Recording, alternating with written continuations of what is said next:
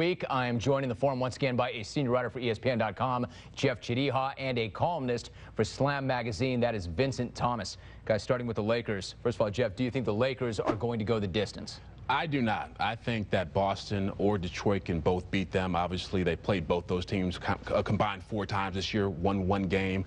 I think the big thing with Detroit is whether they're healthy. The big thing with Boston is whether Ray Allen is going strong. But I just watched the Lakers, and I'm impressed with what they've done so far. They're still very beatable. What's the but? I was going to say, where are they deficient? They're a soft team. I mean, you can't tell me Paul Gasol, when he faces a team with the length and the depth that Detroit has, or Kevin Garnett is going to be the same player. I don't see it happen. What do you think? I think that Paul Gasol is soft, and I don't think that they have a presence down low. But Kobe Bryant is the best player left in the playoffs, pretty much by a mile. And when it comes down to a finals against Detroit, Boston, whomever, he's so much better than everybody else on the court that he's going to do the same thing that he did to the defending champs. Yeah, that's how I see it's it. A wrap. See, that's how I see that. Best player left in the playoffs or best player in the NBA, and now in the same category as Jordan? He's the best player in the NBA by far. He is approaching Michael Jordan in terms of building a legacy. He is not as great as Michael Jordan. He is as talented as Michael Jordan. He is as skilled as Michael Jordan. But when you start talking about numbers, you start talking about 10 scoring titles for Michael Jordan, 3 for Kobe Bryant, MVPs, 5 for Jordan, 1 for Kobe. I just don't see him closing that gap right now. There's a difference between being as good as MJ and being as great as MJ. He's definitely as good. The basketball that he's playing right now is the best.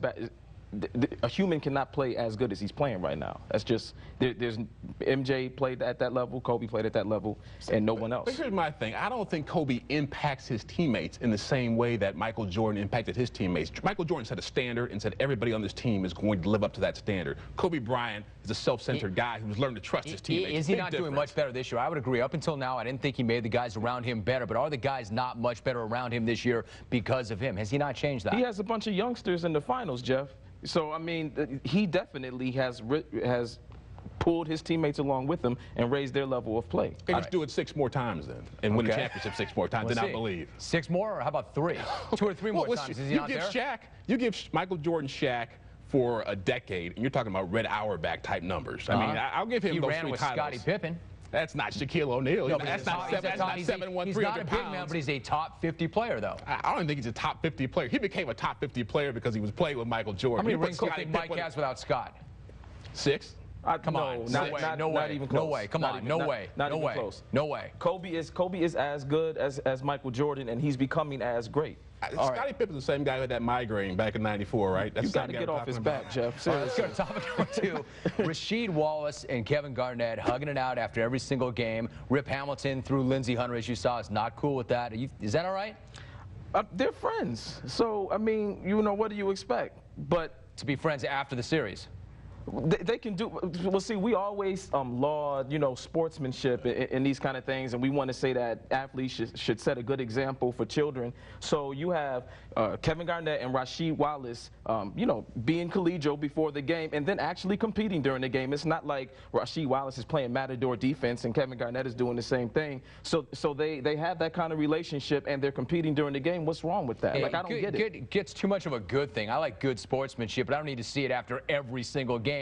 Especially when KG's getting over. He's getting off, and he's out playing Sheed. But that's because he's better than Rasheed Wallace. Right? So why pay homage to him and make it worse? Well, the problem I have with it, too, well, I don't have a problem with the hugging. I have a problem with the technical foul he picked up at the end of that game that was very costly for the Pistons. I'm glad to see somebody on the Pistons finally calling Rasheed Wallace out on something, because they never do. Hey, Vince, let me ask you this. I mean, what I think doesn't matter, but Rip Hamilton doesn't like it.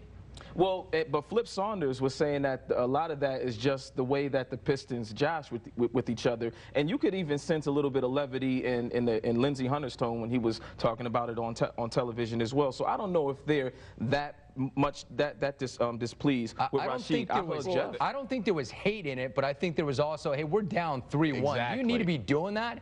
We got a problem here. We need you scoring 20 points, giving us 15 rebounds a night. We don't need you sucking up and kissing Kevin Garnett's butt. I totally agree with that. I give Jeff a pound and a hug before every segment, so I don't really see a problem with Rasheed Wallace and Kevin Garnett doing the same. Really? All right.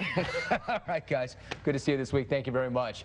When we come back, Astros masher Lance Berkman will check in as our latest score.